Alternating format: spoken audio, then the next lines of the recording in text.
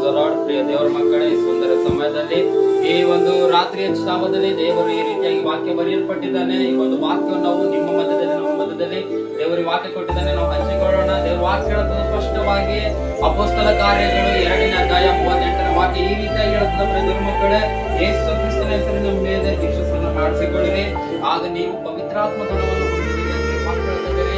ಇವತ್ತು ನೋಡ್ರಿ, ಈ ಲೋಕದಲ್ಲಿದ್ದಂತ ಜನಗಳು ಯಾವ್ದ್ರ ಮೇಲೆ ಆಸೆ ಇರ್ತಿದ್ದಾರೆ? ಹಣ, ಆಸ್ತಿ, ಅಂತಸ್ತು ಮೇಲೆ ಆಸೆ ಇರ್ತಿದ್ದಾರೆ. ಆದ್ರೆ ದೇವರ ಆತ್ಮದ ಮೇಲೆ ಯಾರ ಆಸೆ ಇರ್ತಾರೆ? ಪ್ರಿಯ ಮಕ್ಕಳ, ಇವತ್ತು ನಿಮಗೆ ಬೇಕಾಗಿರುವಂತದ್ದು ದೇವರ ಆತ್ಮ ರೀ.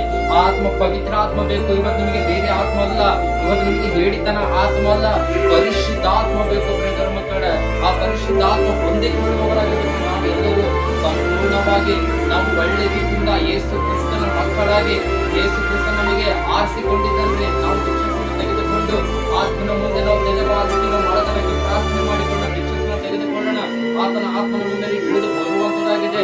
ನೀವೆಲ್ಲರೂ ನಿಮಗೂ, ನಿಮ್ಮ ಕುಟುಂಬದವರು, ನಿಮ್ಮ ಮಕ್ಕಳಿಗೂ, ನಿಮ್ಮ ಬಂಧು ಮಿತ್ರರಿಗೂ ಸಹ ದೇವರ ವಾಕ್ಯ ಹೇಳುತ್ತದೆ, ನಿಮ್ಮೆಲ್ಲರಿಗೂ ನನ್ನ ಆತ್ಮ ಕೊಡುತ್ತೇನೆ, ನೀವು ಸ್ಥಿರಚಿತ್ತರಾಗಿರ್ರಿ, ನೀವು ಧೈರ್ಯವಾಗಿರ್ರಿ, ನೀವು ನಂಬಿಗಸ್ತರಾಗಿರ್ರಿ ಅಂತ ದೇವರ ವಾಕ್ಯ ಹೇಳ್ತಿದ್ದಾರೆ. ನೀವು ನಂಬಿಕೊಳ್ಳುವರಾಗಿರ್ರಿ. ದೇವರ ಮಕ್ಕಳೇ, ಇವತ್ತು ನೀವು ನಂಬಿದ್ರೆ, ಇವತ್ತು ನೀವು ನಂಬಿದಂತೆ ನಿಮಗೆ ಆಗುವಂತದ್ದಾಗಿದೆ. ಇವತ್ತು ನೀವು ನಂಬಿಕೆಯಿಂದ ದೇವರ ವಾಕ್ಯ ಕೇಳ್ರಿ, ದೀಕ್ಷಾಸ್ನಾನ ತೆಗೆದುಕೊಳ್ರಿ, ಇವತ್ತು ದೇವರ ಆತ್ಮ ಹೊಂದಿಕೊಳ್ಳ್ರಿ. ದೇವರ ಮಕ್ಕಳೇ, ದೇವರು ನಿಮ್ಮನ್ನು, ನಿಮ್ಮ ಕುಟುಂಬನ ಆಶೀರ್ವಾದ ಮಾಡಲಿ. ನಿಮ್ಮೆಲ್ಲರಿಗೂ